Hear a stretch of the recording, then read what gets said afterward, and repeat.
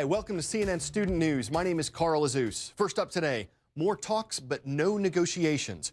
President Obama invited congressional leaders to the White House yesterday to discuss the U.S. government shutdown. That meeting was scheduled to happen after we produced this program.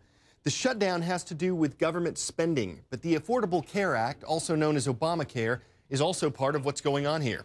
President Obama, of course, heads the government's executive branch. Obamacare is his health care reform law. He's accused Republicans of using it as leverage in the debate over funding the federal government. This Republican shutdown did not have to happen, but I want every American to understand why it did happen. Republicans in the House of Representatives refused to fund the government unless we defunded or dismantled the Affordable Care Act. I will not negotiate over Congress's responsibility to pay bills it's already racked up. I'm not going to allow anybody to drag the good name of the United States of America through the mud just to refight a settled election or extract ideological demands. Nobody gets to hurt our economy and millions of hardworking families over a law you don't like. Harry Reid is the U.S. Senate Majority Leader. His party, the Democrats, holds the most seats in the Senate. Senator Reid says he'll work with the House on budget issues, but not if it's all about the health care law. John Boehner is the Speaker of the U.S. House of Representatives. His Republican Party holds the most seats there. Speaker Boehner and other Republicans want to include changes to Obamacare in any spending plan that would end the shutdown. And the Speaker accuses President Obama and Democrats of refusing to negotiate on health care reforms. This is an issue of fairness. How can we give waivers and breaks to all the big union guys out there? How do we give a break to all the big businesses out there and yet stick our constituents with a bill that they don't want and a bill they can't afford? That's what this fight's all about. I talked to the president earlier tonight. I'm not going to negotiate. I'm not going to negotiate. We're not going to do this. Well, I would say to the president, this is not about me, and it's not about Republicans here in Congress. It's about fairness for the American people. See if you can ID me. I once covered parts of 3 continents. I'm a historical empire that began in 27 BC. I was centered on the current capital of Italy.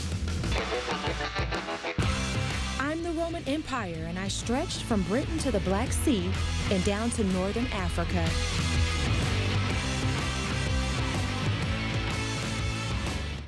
You just never know what you'll turn up in a land so rich in history. Last winter, it was King Richard III in Leicester, England. Poor Richard, who died in the year 1485, found in a shallow grave under a parking lot. This fall, people working on a new train route dug up this, about 20 human skulls near what used to be a tributary of the River Thames. Some think these could belong to people who rebelled against the Roman occupation in Britain. That would date them somewhere from the year 60, as in 60 AD.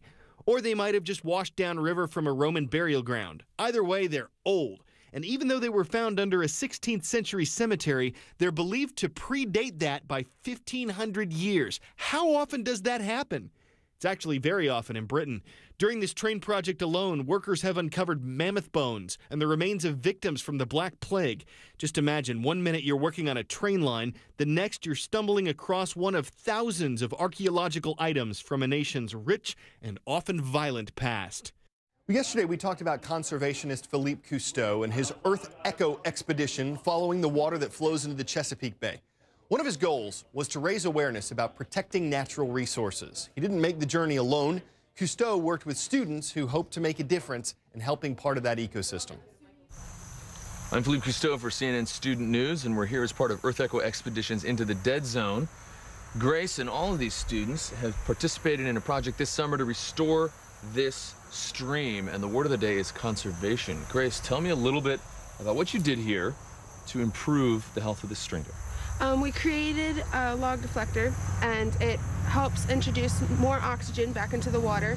It also creates fish habitat, and it helps deposit silt downstream. Outstanding. So it's a perfect example of the kind of work that students can do to help improve not only the health of the rivers and streams in this community, but also all downstream to improve the problem with the Chesapeake Bay Dead Zone as well.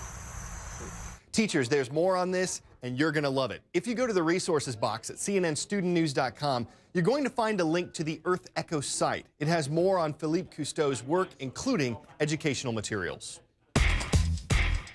It's time for the shout out. Which of these muscles is in the human leg? If you think you know it, then shout it out. Is it the gastrocnemius, thyrohyoid, trapezius, or procerus? You've got 3 seconds. Go. The gastrocnemius is a muscle in your calf. That's your answer, and that's your shout out. Craig Hutto doesn't have a gastrocnemius on his right leg, at least not one made out of bone and muscle. He lost his right leg in an accident 8 years ago, but doctors took a page out of a classic TV show. We can rebuild him, we have the technology.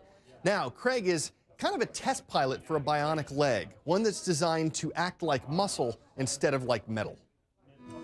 Back in 2005, I was on vacation with my family. My brother and I were fishing out on a sandbar. Something came up and bumped me on my left leg and then grabbed me on my right leg, and it turned out to be a shark. There was just so much tissue damage gone that the physicians had to either choose life or limb, and so that's when they amputated my leg.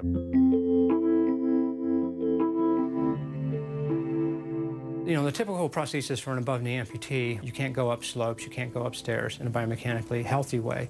And with power, we can provide the equivalent of muscles, and therefore we can essentially duplicate whatever the healthy limb can do.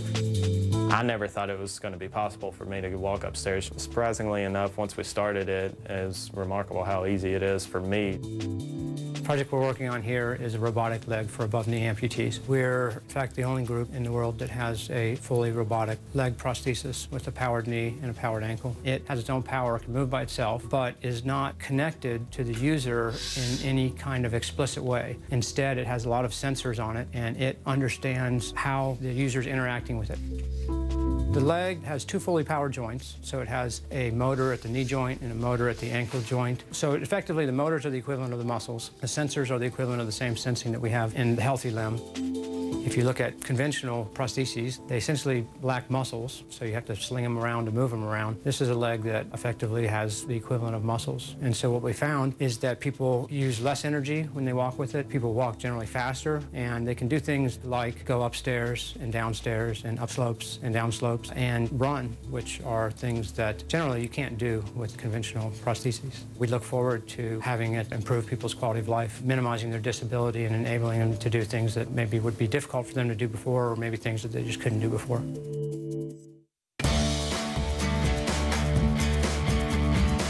CACSES. Chances are you've never heard of CACSES. We hadn't either, but you know who has? The students at Lake Forest Academy in Illinois. CACSE is a Greek word for a frog's ribbit, and the CACSES are Lake Forest's mascot.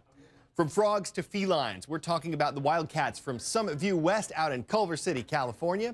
The tail end of today's roll call takes us to Halifax, Virginia. That's where you'll find the Halifax County STEM Academy Comets. Thanks for watching, y'all.